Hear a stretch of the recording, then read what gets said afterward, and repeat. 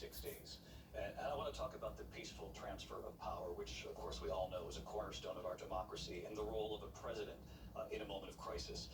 Mr. President, on January 6th, you told your supporters to march to the Capitol. You said you would be right there with them. The country and the world saw what played out at the Capitol that day, the officers coming under attack. Aides in the West Wing say you watched it unfold on television off the Oval Office. You did send out tweets, but it was more than 2 hours before you sent out that video message telling your supporters to go home. Is there anything you regret about what you did on that day? You just said a thing that isn't covered. Peacefully and patriotically, I said during my speech, not later on. Peacefully and patriotically. And nobody on the other side was killed. Ashley Babbitt was shot by an out-of-control police officer that should have never, ever shot her. It's a disgrace. But we didn't do this group of people that have been treated so badly.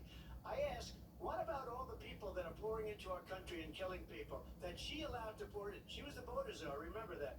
She was the border czar. She doesn't want to be called the border czar because she's embarrassed by the border. In fact, she said at the beginning, well, I'm surprised you're not talking about the border yet. That's because she knows what a bad job they've done. What about those people? When are they going to be prosecuted? When are these people from countries all over the world, not just South America, they're coming in from all over the world, David, all over the world, and crime rates are down all over the world because of it. But let me just when are those, David, when are those people going to be prosecuted? When are the people that burned down Minneapolis going to be prosecuted? Or in Seattle, they went into Seattle, they took over a big percentage of the city of Seattle. When are those people going to be prosecuted? But let me just ask you. You might ask her that question. You were the president. You were watching it unfold on television. It's a very simple question as we move forward toward another election. Is there anything you regret about what you did on that day? Yes, sir. I had nothing to do with that other than they asked me to make a speech. I showed up for a speech. I said, I think it's going to be big. I went to Nancy Pelosi and the mayor of Washington, D.C., and the mayor put it back in writing, as you know. I said, you know, this is going to be a very big rally or whatever you want to call it. And again, it wasn't done by me. It was done by others. I said, I'd like to give you 10,000 National Guard or soldiers. They rejected me. Nancy Pelosi rejected me. It was just 2 weeks ago. Her daughter has a tape of her saying she is fully responsible for what happened.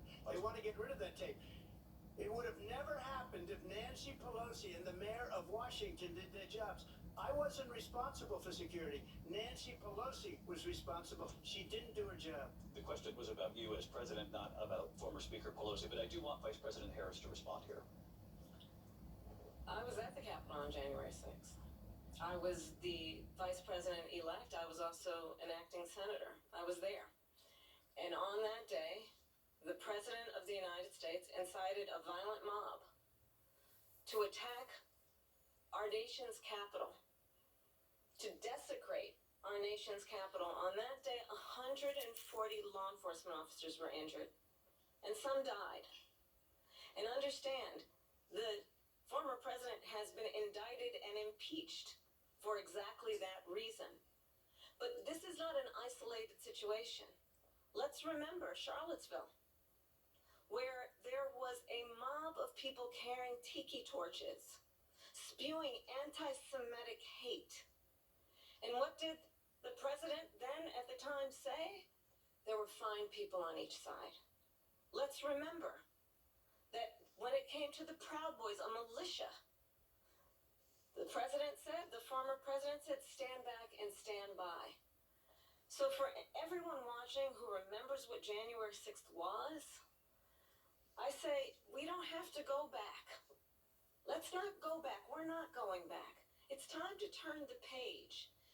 And if that was a bridge too far for you, well, there is a place in our campaign for you to stand for country, to stand for our democracy, to stand for rule of law, and to end the chaos, and to end the approach that is about attacking the foundations of our democracy because you don't like the outcome.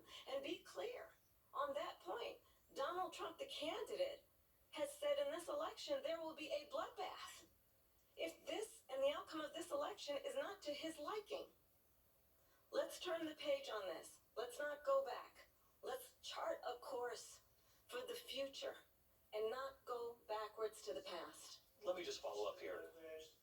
It was a different term, and it was a term that related to energy because they have destroyed our energy business. That was where Bloodbath was. Also, on Charlottesville, that story has been, as you would say, debunked.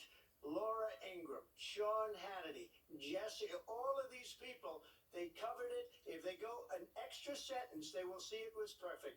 It was debunked in almost every newspaper, but they still bring it up, just like they bring 2025 up. They bring all of this stuff up. I ask you this, you talk about the Capitol. Why are we allowing these millions of people to come through on the southern border? How come she's not doing anything? And I'll tell you what I would do, and I would be very proud to do it. I would say we would both leave this debate right now. I'd like to see her go down to Washington, D.C. during this debate because we're wasting a lot of time.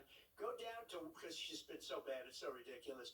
Go down to Washington, D.C. and let her sign a bill to close up the border because they have the right to do it. They don't need bills.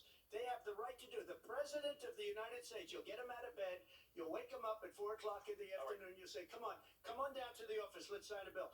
If he signs a bill that the border is closed, all he has to do is say it to the Border Patrol, who are phenomenal.